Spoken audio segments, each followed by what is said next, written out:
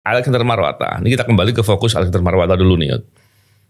Ngajukan gugatan ini kepentingan siapa? Apakah kepentingannya dia sendiri? Ya. Karena dia sedang diperiksa di Polda Metro kaitan dengan bertemu dengan atau mengadakan hubungan dengan pihak berperkara, atau karena dia adalah sahabat dekatnya Firly Bahuri, dia sedang berupaya melindungi Firly Bahuri. Kira-kira yang mana tuh? Aku belum tahu tuh. Gimana? Husnudon lah, nggak seudon dengan dia. Tapi belakangan ini saya pikir ya memang itu ada kemungkinan jangan-jangan dia juga bertemu dengan pihak yang berperkara itu gitu. Betul. Sehingga membela dengan tanda kutip ngawur gitu. Ya. Pimpinan KPK dilarang mengadakan hubungan langsung atau tidak langsung dengan tersangka atau pihak lain yang ada hubungannya dengan perkara tindak pidana korupsi yang ditangani oleh KPK dengan alasan apapun. Itu sudah sangat jelas, Bang, clear and distinct.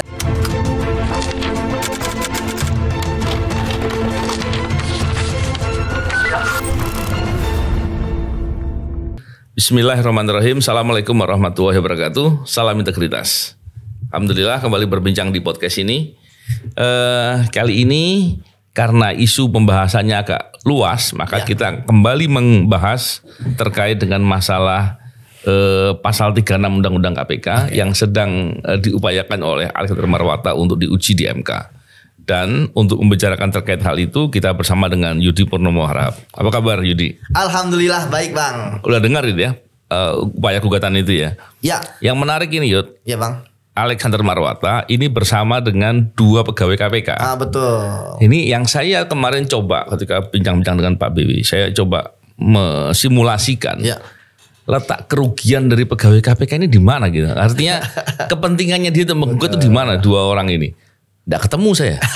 Dan seandainya pun bertemu dengan pihak berperkara, itu seharusnya kan dia ada surat tugas. Nggak mungkin kalau enggak ya. Kalau ada surat tugas kan nggak boleh dipersoalkan. Betul, Bang. Nah, cuman yang menarik dalam pandangan Yudi nih, kira-kira Alexander Marwata, ini kita kembali ke fokus Alexander Marwata dulu nih.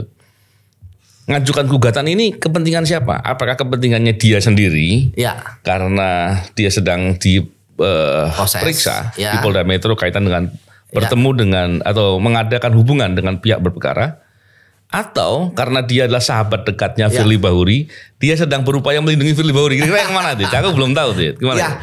Kalau kita menganalisis kan tentu kan bisa banyak tembakan ya. Iya. Baik kalau misal kita ngomongin fakta, ya pertama kan Pak Alex ini juga sedang dilakukan proses penegakan hukum di Polda Metro. Naik sprindik gitu. Iya.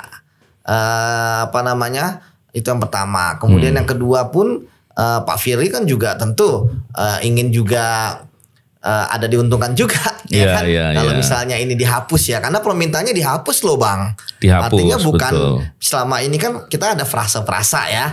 Misalnya tetap ada pasalnya tapi kemudian ditambahkan dengan kecuali ada kepentingan khusus ada sebetulnya 2 Yud yang diminta itu dihapus atau setidak-tidaknya dimaknai dengan bertemu dengan tersangka atau yang mewakilinya dengan maksud untuk meringankan. Iya, maksudnya kalau yang frase tadi yang saya katakan itu pasal 21.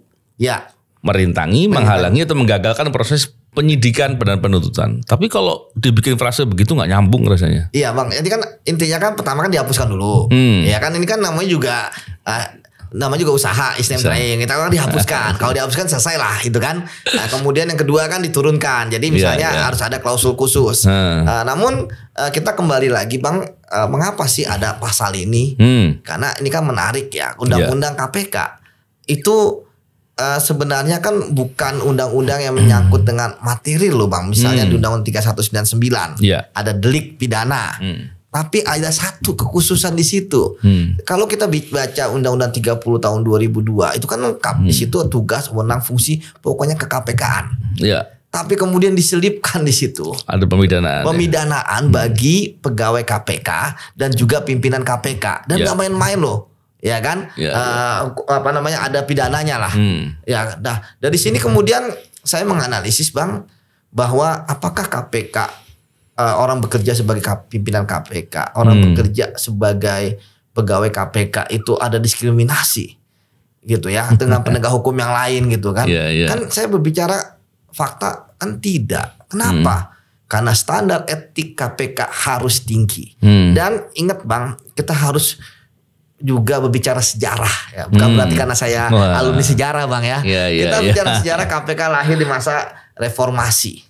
Kita bicara sejarah lagi bahwa dibutuhkan ya lembaga yang dipercaya dan bisa memberantas korupsi. Karena lembaga penegak hukum yang ada ya saat itu belum dipercaya lah untuk bisa memberantas korupsi.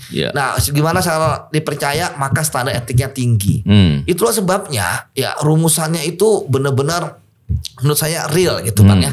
Dan ketika misalnya rumusannya itu real, sebenarnya kan yang paling penting di situ adalah niat jahat atau mens rea Bang. Bang, kita tuh kan udah 15 tahun di KPK saat itu. Kita ketemu saksi, ketemu pihak berperkara, ketemu langsungnya. Tapi kan kita ada surat perintah penyidikan, ada formilnya yang bisa menggugurkan, ya kan. Kemudian kita bertemunya di kantor Bang, atau ketika di rumah pun kita lagi lakukan penggeledahan. Alek di kantor juga loh Yud. Bukan maksudnya, artinya di kantor dan kita karena ada surat tugasnya juga, kan gitu kan Bang. Ya kemudian juga tupoksi kita Bang. Ya nggak ada yang mempermasalahkan saya misalnya ke Cipinang ngambil tersangka, kan nggak ada yang mempermasalahkan karena memang tupoksi kita. Ya, namun kemudian ketika ternyata tapi ya kan artinya nggak ada debatable loh Bang di situ. Alex ini yang paling menarik kan debatable-nya adalah ya ngapain dia sebagai pimpinan ya kan mau menerima ya kan Eko Darmanto yang saat itu sudah dilakukan klarifikasi di LHKPN. Kemudian juga lagi viral juga ya. Artinya harusnya kan ada awareness dari dia. Ya kayak saya dulu Bang, misalnya ketika nggak sengaja ketemu orang saksi dan sebagainya, saya langsung menyampaikan kepada yang lain gitu ya. Itu hanya dalam hanya say hello gitu ya. Ya artinya ini kok bisa sampai seperti itu? Kan nanti kan pertanyaan penyidik udah jelas. Apakah tupoksi Bapak menerima itu? Ya kalau misalnya saya jadi pimpinan, ya ketika ada yang menelpon gitu kan, ada yang mau WA, ya saya akan bilang tunggu terima aja di bawah. Jadi ada kejanggalannya adalah Bang. Artinya kan tadi saya katakan clear. Harusnya nggak ada kejanggalan. Yudi meriksa saksi, Yudi menggeledah, Yudi ketemu tersangka, Yudi ketemu keluarganya. Memang orang tahu bahwa itu ada kaitannya dengan tugas saya. Artinya tugas itu benar-benar nggak bisa diwakilkan oleh yang lain. Atau ada ya orang-orang yang memang bisa melaksanakan tugas itu. Ya kan Bang? Ini kan kayak ini kan penerimaan Dumas kan emang mau pimpinan KPK tiap hari yang demo itu mereka terima? Kan enggak. Kan ada privilege di situ. Tapi kembali lagi kepada tadi Bang ya, bahwa saya ingin menarik bahwa ini mungkin yang belum banyak dibahas ya, bagaimana bunyi regulasi ya dari pasal 36 itu Bang ya. Jelas kok di situ. Pimpinan KPK dilarang mengadakan hubungan langsung atau tidak langsung dengan tersangka atau pihak lain yang ada hubungannya dengan perkara tindak pidana korupsi yang ditangani oleh KPK dengan alasan apapun. Itu sudah sangat jelas Bang, clear and distinct. Dan selama ini pun ya nggak ada yang mempermasalahkan jika memang tidak ada pertemuan, tidak ada hubungan dan sebagainya. Mengapa sekarang ada? Kan gitu. Inilah yang kemudian ya menurut saya kembali lagi pada ketika undang-undang ini ada akhirkan undang-undang KPK dan pasal 36 ini ada, itu sebenarnya lebih dari sekedar pasal pemidanaan maksud saya Bang. Ini adalah pasal untuk menjaga marwah KPK supaya enggak celamitan, supaya enggak kemana-mana, supaya pokoknya Anda fokus aja kerja. Kalau ngapain harus ketemu orang ini, dan kita tahu bahwa kenapa ada hubungan langsung tidak langsung kan nggak harus dia yang ketemu, bisa juga pihak lain yang on behalf-nya dia Bang, ya kan, dan nggak harus di kantor gitu kan. Kemudian di kantor pun juga bisa jadi pertanyaan. Pokoknya yang penting di situ adalah bisa ditemukan mens rea-nya atau niat jahatnya. Nah kembali lagi Bang bahwa kita ingat undang-undang KPK pernah direvisi loh Bang, yang melemahkan. Ya artinya ketika tahun 2019 revisi undang-undang KPK disahkan ya oleh DPR atas persetujuan presiden. Di situ pasal ini nggak dihapus. Ya. Kalau pasal ini menguntungkan, ya kan kemudian memperkuat KPK, kemudian dilemahkan, pasti akan dilemahkan saat itu. Ini kan enggak. Artinya pun DPR dan presiden saat itu tidak mempermasalahkan pasal ini, dan memang harus ada.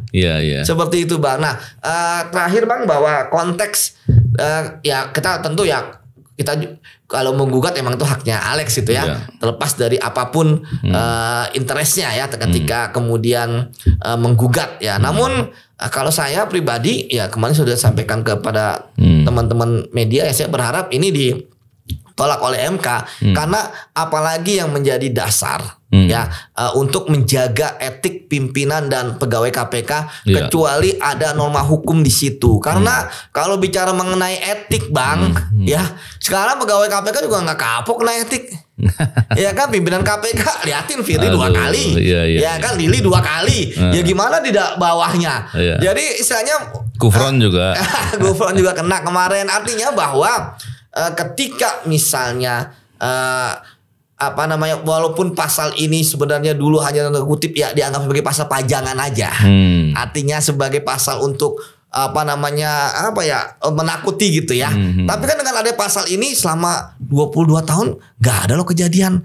Baru sekarang aja ada kemudian ada pasal kalau Firly kan ada dugaannya dengan 36, Pak Alex juga dengan 36-nya gitu kan. Ini kan ada apa dengan KPK yang sekarang?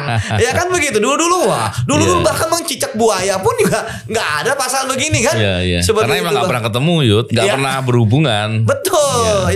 Itulah kotak misteri dari gugatan ini Bang. Iya, menarik sekali ini. Dan dengan alasan apapun tadi yang Yudi bilang ya dalam deliknya ya.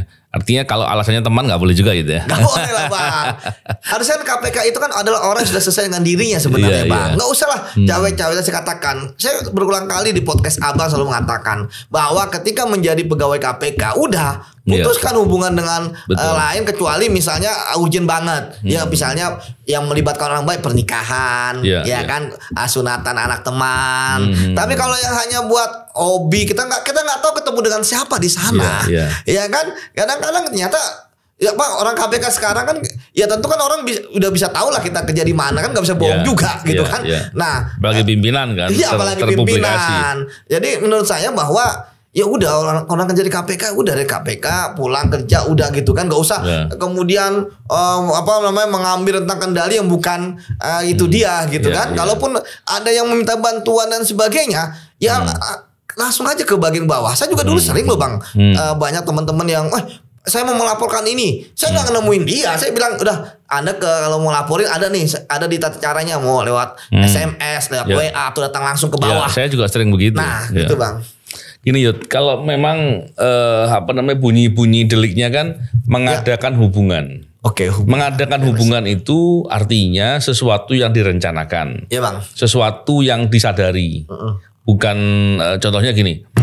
Kalau sedang sama-sama main sepeda gitu, terus ketemu, itu kan beda. Bertemu bukan mengadakan hubungan. Betul. Jadi berhubungan ya, bertemu dalam konteks berhubungan komunikasi. Tadi saya bilang ketemu di bandara, hello, di mall, di bandara, di mall. Jadi sebetulnya pasal ini sebetulnya bukan pasal yang dalam tanda kutip berbahaya gitu, yang bisa menyasar siapapun, enggak. Pasal ini betul-betul menjadi garis api lah ya, api bagi insan KPK, baik pimpinan maupun pegawai, untuk tidak masuk ke ruang konflik of interest. Nah, cocok Bang. Iya kan? Kalau kemudian bertemu dengan pihak berperkara, itu potensinya konflik of interest dalam konteks bertemu dalam mengadakan hubungan ya. Kalau bertemu dalam konteks papasan, acara di pernikahan ketemu, itu pun dulu saya ingat saya di KPK betul-betul berupaya menghindari. Berbahaya Bang. Yang seperti itu pun dihindari gitu. Jadi mengadakan hubungan pun itu jauh lebih dari itu. Betul. Kalau itu kemudian mau dihilangkan, ini logikanya di mana gitu? Saya khawatirnya begini, Yud. Seandainya, walaupun saya sangat tidak yakin ya, MK akan menerima gugatan ini, sangat tidak yakin saya. Sangat tidak percaya karena MK pasti hakim-hakimnya orang-orang yang jeli dan teliti untuk hal seperti ini. Seandainya pun kemudian diterima dan dikabulkan, pasal 36 hilang seandainya. Artinya pegawai pimpinan KPK maupun pegawai KPK boleh itulah Bang hubungan, mengadakan hubungan dengan pihak berperkara. Bayangkan ya. Betul Bang. Betapa bahayanya gitu. Betul Bang. Ada larangan pun masih kejadian kasus Firly. Iya. Kejadian kasus Robin. Iya. Dan ada beberapa kasus-kasus yang lain yang mestinya itu bisa menjadi hal yang sangat berbahaya. Betul. Kasus Johannes Tanak walaupun kemudian apa namanya buktinya tidak cukup atau apa tidak bisa diputus ya. Dewas menyatakan seperti itu walaupun saya nggak setuju dengan keputusan Dewas itu ya. Kasusnya Gufron kasus-kasus itu kan banyak terjadi gitu. Betul Bang. Itu sangat berbahaya. Itu yang satu hal yang saya garis bawahi ya. Jadi sebetulnya berupaya menggugat pasal 36 pun aneh gitu. Iya. Aneh nih belain siapa. Yang kedua, seandainya pun pasal 36 betul-betul enggak ada. Iya. Enggak ada. Anggap aja enggak ada. Alek bertemu dengan temannya. Iya. Untuk melakukan pengaduan dan diterima di ruangannya. Iya. Ini tindakan diskriminatif. Iya. Yang melanggar kode etik. Betul Bang. Jadi sebetulnya dari banyak perspektif ini bermasalah yang sangat serius gitu. Bukan seperti yang digambarkan oleh yang bersangkutan seolah-olah ya ini nggak bisa terelakkan. Bukan. Nggak bisa karena. Dan apalagi kalau kemudian yang bersangkutan justru iri gitu ya. Dengan mengatakan bahwa diskriminatif karena penegak hukum lain boleh bertemu dengan perkara. Saya nggak terlalu yakin kok pimpinan penegak hukum lain mau bertemu dengan pihak berperkara karena itu masalah pelanggaran kode etik juga gitu kan. Ini kalau dia pengen gitu loh. Itulah Bang. Logika saya, waduh, ini apa ya?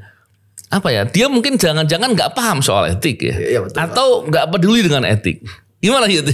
Ya, saya pikir etik katakan kalau nggak ada apa-apa ya nggak apa-apa. Tapi kalau kenapa-napa kan yang pertama Bang. Kemudian yang kedua, sebenarnya pasal ini kan kalau kita baca deliknya kan sebenarnya lebih sederhana Bang dibandingkan dengan delik korupsi ya. Ya. Ini formil ya. Deliknya formil betul ya, bahwa Anda bertemu langsung tidak langsung dengan pihak berperkara. Sengaja sadar. Sengaja sadar gitu kan. Artinya kenapa ini kemudian bisa jadi pidana? Ya, karena di KPK, makanya adanya hanya di Undang-Undang KPK. Betul. Dan kemudian kedua Bang, kemudian yang ketiga bahwa ketika misalnya dalam pertemuan tersebut ya kemudian ada uang dan sebagainya, kan kenanya pasal suap, pasal korupsi. Tadi Abang udah cerdas ya mengatakan misalnya Robin. Robin ini kan bertemu dengan beberapa pihak di Sukamiskin, ya kan, kemudian dengan Tanjung Balai gitu kan, wali kota Tanjung Balai ketika kita geledah ada ininya gitu kan Bang. Tapi kenapa tidak kena pasal tersebut? Karena memang udah jelas terkait dengan penerimaan gratifikasinya. Itu kan memang lebih ini kan beberapa bahasa hukumnya bahwa lebih spesifik di situ gitu kan di korupsinya. Tapi seharusnya itu dikumulasikan itu. Itu kelewat itu ya. Kelewat sebenarnya Bang. Tapi saya kan memang karena memang deliknya udah foto itu sempurna di korupsi gitu Bang. Nah sekarang kan apalagi perbuatannya banyak ya. Betul, 10 kasus banyak. Kalau nggak salah. Betul. Artinya dengan tindak pidana korupsi itu sudah bisa mencakup semua, gitu kan. Jadi tidak perlu lagi adanya pembuktian di pasal 36 kan untuk sederhana, ringan dan berbiaya murah kan Bang. Jadi masalah dia bertemu dan sebagainya udah pasti udah ada di dalam pasal itu kan, bertentangan dengan kewajiban dan sebagainya itu disampaikan lah pasti itu disampaikan. Nah kalau ini kan tentu bahwa sebenarnya justru Pak Alek harusnya ketika dia dikenakan pasal 36 ya tentu dia akan bisa mempunyai banyak pembelaan menurut saya Bang ya kan karena memang garisnya itu kan akan benar tadi banyak perdebatan ya kan dia bisa tapi sekali lagi bahwa di sini justru menurut saya ya kepolisian juga harus memperkuat pembuktiannya Bang. Kita pun juga harus objektif ya. Misalnya bagaimana proses rangkaian pertemuan tersebut Bang. Jangan hanya melihat di dalam pertemuan tersebut Bang. Nanti proses dari awalnya bagaimana. Yang bahkan sampai teknis-teknisnya bagaimana si Eko bisa naik ke atas. Yang kita tahu kita pun juga nggak bisa main sembarangan masuk ke ruang pimpinan KPK loh. Kita kecoknya nggak bisa masuk loh Bang. Iya kan ke ruangan yang pimpinan KPK. Walaupun kita merah dulu kan istilahnya strong gitu kan, bisa akses ke banyak tempat gitu ya. Tapi KPK nggak bisa. Ini kok bisa? Katanya malah pakai lift ini, lift khusus katanya. Itulah Bang yang harus dibuktikan kan. Tentu CCTV udah diambil. Jadi menurut saya bukan hanya pertemuan di situ, terus kemudian bagaimana orang-orang misalnya dari Dumas, ya kan bisa naik ke atas juga, kemudian bertemu, ya kan nanti siapa yang duluan, ya di situ nanti akan terbuka kok Bang, bagaimana kemudian SOP-nya KPK, ya bagaimana perlakuan KPK ketika ini disebut perkara seperti apa, karena bisa jadi kan ada SOP yang berubah, ya kan, ya kita nggak tahu, makanya kan saksi-saksi kan juga periksa ya, termasuk orang-orang di pencegahan itu bang, ya kan di awal ketika proses Eko Damanto ya, apa namanya di LKPN gitu ya, strukturnya juga kalau nggak salah diperiksa juga gitu ya, artinya saya pikir apa yang dilakukan oleh Polda Metro Jaya udah benar gitu kan. Nah sekarang tinggal bagaimana alibi Alex, ini yang menurut saya sangat penting, karena kan saya katakan bang bahwa kan ini berhubungan, saya sepakat sama abang, ya kan, ini kan bukan berpapasan tadi saya katakan berpapasan di ruang pimpinan KPK kan nggak mungkin gitu. Nggak sekali ketemu yang apa nggak mungkin, ya kan? Ini berhubungan itulah yang sangat penting ya. Nggak tahu nih. Ada kehendaknya Alex lah ya untuk menghadirkan dia ke ruangannya. Betul, dia. Karena, gitu. Karena gini bang, kan dia adalah pimpinan KPK. Ya, nggak mungkin. Ya orang di bawah itu ya kan yang bukan siapa bisa naik ke atas. Kita aja kan saya katakan kalau nggak dipanggil pimpinan nggak bisa bang. Ada satpam di situ loh bang. Mau ketemu siapa? Saya kan tanya. Udah janjian belum? Ya kalau belum ya saya dari kanan bang. Ya kan? Atau dijemput sama sekretarisnya. Ya masih kasih gitu bang. Nanti dia akan konfirmasi dulu ke sekretaris tuh. Jadi saya pikir secara logika ya bahwa ya sekarang ini yang aktif pasti di Pak Alex, ya kan, karena nggak mungkin sekretarisnya berani misalnya, atau kemudian orang lain berani buat jemput di bawah, ya kemudian memasukkan, ya kan nggak mungkin lah bang logikanya seperti itu bang. Emang gini ya, saya sih selama ini kalau komunikasi atau melihat Alex Marwata ya. Itu dia tuh selalu memposisikan diri orangnya nggak neko-neko gitu ya, nggak macam-macam. Walaupun saya punya pengalaman ini Yud, saya nggak tahu Yudi waktu itu ikut apa enggak, suatu expose. Saya nggak usah sebut nama perkaranya lah. Dan saya masih ingat sekali itu apa pembelaannya Alex. Itu dia membela kasus yang sedang diekspos itu dengan pembelaan yang nggak logis. Seandainya pun ada fresh graduate lah yang belajar akuntansi lah, paham audit. Itu mendengar penjelasannya Alex, itu pasti bingung dia, wah parah sekali gitu. Itu separah itu. Cuman waktu itu kan saya masih berpikir positif lah, masih nggak terlalu masih husnudon lah, nggak seudon dengan dia. Tapi belakangan ini saya pikir ya memang itu ada kemungkinan jangan-jangan dia juga bertemu dengan pihak yang berperkara itu gitu, sehingga membela dengan tanda kutip ngawur gitu. Itu contoh ya, walaupun kemudian perkara itu memang saya nggak tahu lebih lanjutnya karena setelah itu kan saya lulus lebih cepat dari KPK itu. Diluluskan oleh Alex ya. Iya betul Bang. Dengan tidak bisa dibina katanya itu. Tapi lebih dari itulah kita mau melihatkan bahwa dengan penanganan kasus ini sekarang terungkap gitu bahwa ternyata cara pikirnya dia tuh begitu gitu.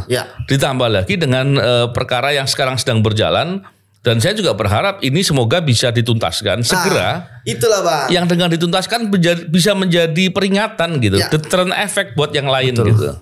Ya enggak Yud? Jadi Bang, kita berharap jangan sampai terjadi lagi. Saya sepakat sama Abang ya bahwa tentu Polda Metro Jaya ya kita harapkan ada Bang Karyoto di situ ya, mantan orang KPK juga ya. Terlepas dari perkara Firly pun juga Firly-nya belum ditahan. Jangan jadi PR lagi. Bang Karyoto kan selalu menyatakan ini PR akan dituntaskan oleh beliau ya. Nah, namun kita harap bahwa ini kan pimpinan sekarang ini tinggal menghitung hari lagi ya. Sekitar 1 bulan lebih, berapa hari lah. Ya, artinya ya ketika misalnya memang kasusnya Alex itu bisa ditingkatkan ya sampaikan, ya kan, sampai mana statusnya gitu kan, supaya apa? Supaya kan masyarakat juga melihat peran KPK masih vital. KPK harus bersih-bersih. Nggak mungkin sapu kotor bisa membersihkan korupsi di negara kita, gitu kan. Jadi ya kita tahu bahwa ini kan bukan permasalahan, jujurnya kan bukan permasalahan individu antara kita sama Alex ya. Walaupun kita tahu dia salah satu yang menyingkirkan kita, bahkan kita dikatakan merah nggak bisa dibina gitu kan. Tapi kan kita bicara ternyata nggak bisa dibina Alex ternyata. Ya ini kan sebenarnya tragis juga. Dia sekarang gugat sana ya kan, gugat JR, kemudian diperiksa gitu kan, bahkan saya lihat minta dukungan pimpinan yang lama, ya kan. Saya lihat beberapa pimpinan yang lain tuh sampai membela gitu ya. Ya kalau saya sih ya nggak peduli. Dulu waktu misalnya kita di TWK nggak ada tuh begitu gitu kan, Dulu waktu mereka menyingkirkan kita, nggak ada tuh mereka mengundang semua pimpinan. Wah ini gimana nih yang kita TWK kan? Nggak ada tuh. Begitu mereka yang kemudian kena aja baru gitu kan. Ya saya kan ya itu harus fair dong. Jangan kemudian menyingkirkan orang, nggak peduli apa kacamata kuda, tapi kita kalau lagi butuh minta bantuan semua gitu kan. Jadi ya kembali lagi Bang, bahwa saya sepakat sama Abang, ini jadi efek jerah karena memang ya Alex kan udah 2 periode, udah 9 tahun nggak akan lanjut lagi. Tapi kasusnya ini sangat penting. Betul. Bagi 5 orang pimpinan berikutnya. Ya mungkin kita akan bahas pasca podcast ini. Jadi menurut saya MK harus tegas menolak gitu kan. Saya pikir bapak-bapak di sana negarawan semua gitu kan. Kemudian yang kedua, Bapak dan Ibu lah ya. Iya, Bapak dan Ibu, Bang, Bapak dan Ibu gitu ya. Kemudian juga Polda Metro Jaya. Karena ini bukan hanya tentang Alex, bukan tentang KPK saat ini, tapi ini juga KPK masa akan datang, sehingga ini akan menjadi pelajaran. Anda nggak boleh loh berhubungan, ini pidananya jalan. Ini pasal 36 bukan hanya hiasan yang dibuat ketika KPK berdiri. Ya, bukan juga nakut-nakuti. Bukan cuma nakut-nakuti, tetapi ini ada konkretnya. Begitu Bang? Ya, menarik sekali. Dan memang kalau saya melihat pasal 36 tadi kita juga sudah diskusikan dengan perbuatannya Alexander Marwata, saya melihat ini kejahatannya jelas. Kejahatannya serius dan ya untuk biar lebih jelas apakah itu betul perlu diproses dengan lebih terang ya. Dan saya melihatnya begini, upaya untuk menggugat pasal 36 itu justru salah satu upaya untuk melemahkan KPK. Betul Bang. Karena apa? Kalau KPK-nya kemudian tidak punya pasal 36, garis api itu nggak ada. Nggak ada Bang. Ini akan berbahaya sekali sehingga kredibilitas penanganan perkara KPK itu akan diragukan. Betul. Selama ini kita yakin bahwa KPK itu nggak mungkin main-main perkara karena tadi KPK tidak dalam konteks dibenarkan untuk mengadakan hubungan dengan pihak berperkara. Oke Yud, terima kasih. Semoga bincang-bincang ini bermanfaat. Salam integritas. Assalamualaikum warahmatullahi wabarakatuh. Waalaikumsalam warahmatullahi wabarakatuh.